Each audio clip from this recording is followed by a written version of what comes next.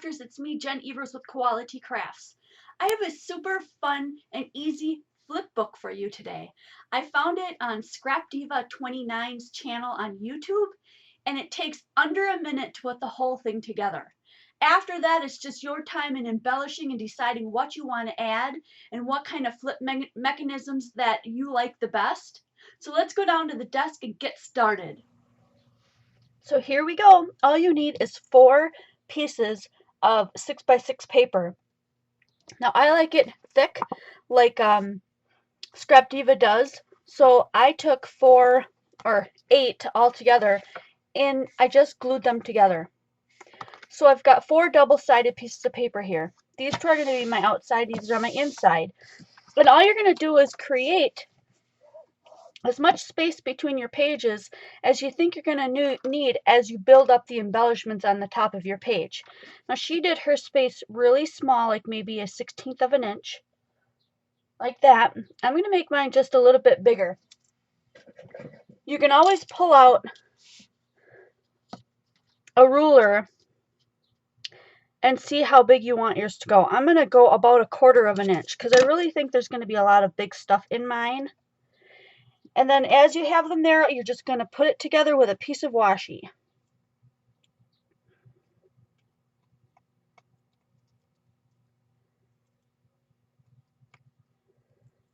Hopefully I can get this one going without too much of a problem. Okay, and you run it right down the middle so that it touches both sides. And if you don't get it perfectly straight, that's okay. Pick that up and flip it over. Then all you're going to do is add another piece. I think I did a better job getting mine more even the second time around. Then use a pair of scissors and then just trim off the rest of this on the side.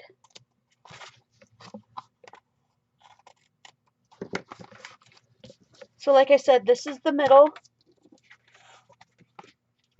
So mine's going to come together like that. Then you've got a little bit of space in here to play with. I'm going to go ahead and do the next 2 just so you see how they go. But that's really pretty much it. You could have this all done in less than a few minutes.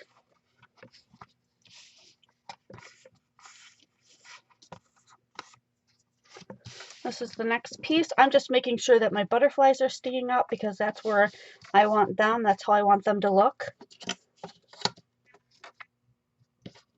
So the only trick you want to watch is just that you have all your papers going the direction you want them to.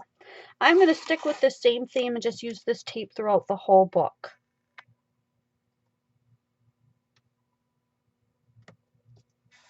Now one other thing I could think of while you're making these is if you want this tape or this edge to be sturdier, you could use more heavy-duty tape if you like.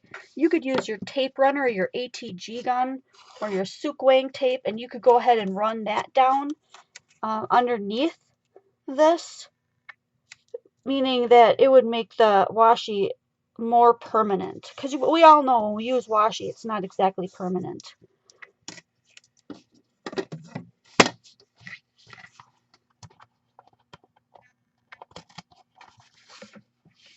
I watch another really great crafter on YouTube, and she's also made one of these. So I know they're out there. I know people are using them. And I am just so excited because I wanted to make one of these flip books like forever. I'm just making sure I have these again the way I want them. Measure out my 1/4 of an inch. In my mind, my 1/4 of an inch is much larger than an actual real 1/4 of an inch. So if you have problems knowing how much something is, then pull out your ruler by all means. Help yourself out. Don't make yourself crazy. And they don't have to be absolutely perfect. As you've seen, my first one was really crooked, and it is still holding together just fine.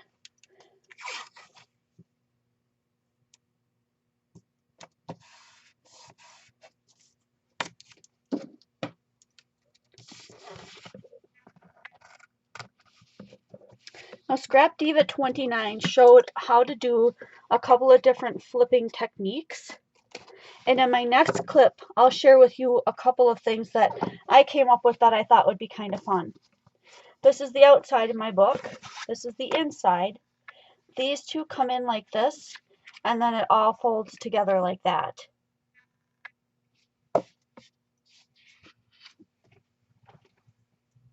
Here are a couple of ways that you can make different kind of flip things. And again, all we're going to use is this washi.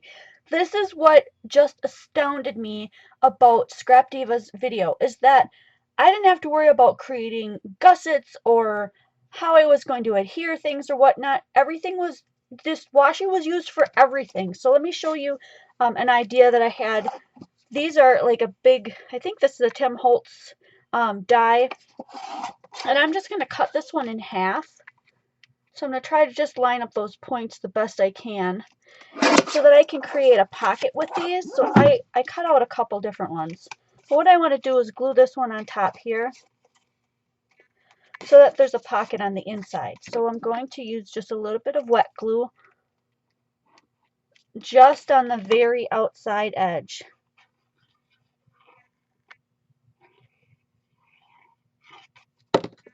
So otherwise you won't be able to fit much in there.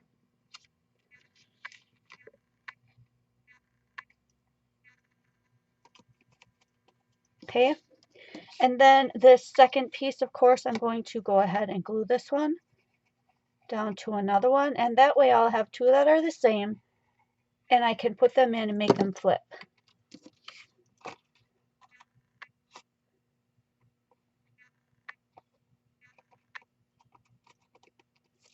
I do have one extra, but I can use it on another project. I'm going to put this right here because I don't want to cover up everything that's on this page. It's so pretty. Grab a little bit of my washi here and just stick it down. And then you can put something in that pocket and it will also flip. It's better to have straight edges, but this works just as well. You can always score across there if you want it to be a really square flip. But I want to add this one on as well, so I'm going to put it right on top.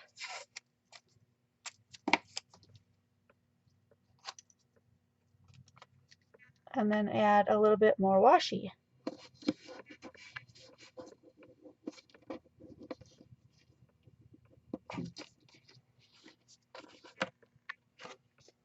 And that's it. It's so easy to do. Okay, let's move on to this one. I've got some clear bags that don't have anything on the top to seal them with, and I've always wondered what to do with these. So what I'm going to do is I'm going to create these extra pieces of paper into tags. I'm just going to go ahead and cut off the edges. Just round them off like that. And then I may put a hole in the middle and put some strings on it or some fibers because that would look really pretty sticking out the top. And my whole purpose is that these will hang off the edge a little bit. So for my very first one, I'm not going to have this one flip. I'm going to use these.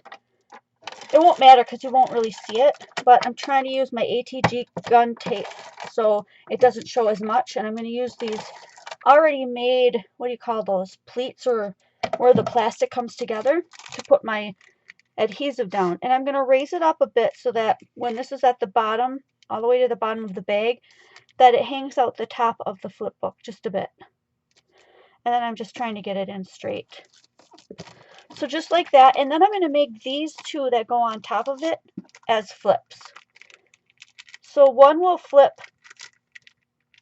open this way, and then the other one will flip open this way, because I don't want to cover up all this pretty paper underneath.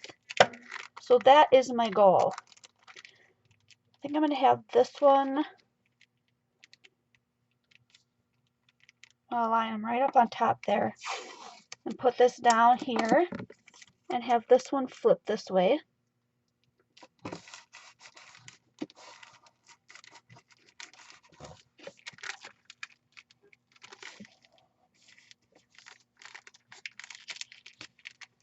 And just so that it reaches that edge there, I'm just going to fold that under.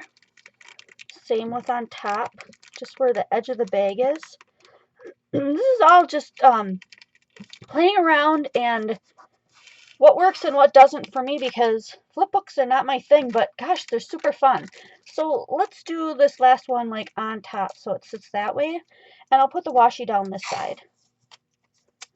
This time I'll try not to go past the edge of that bag. Make sure they line up, then push my washi down. So that way it'll open up that way and that way, and you'll see the one in the middle. So you can turn these around, or you could put colored paper on the other side. This is so much fun, you guys. It's super addicting. You can find all kinds of stuff to put in these books. But here's just a couple of ways that I've looked into stuff in my stash. So look around your stash, you know, do a process of trial and error and have fun with it. And I'll see you guys next video.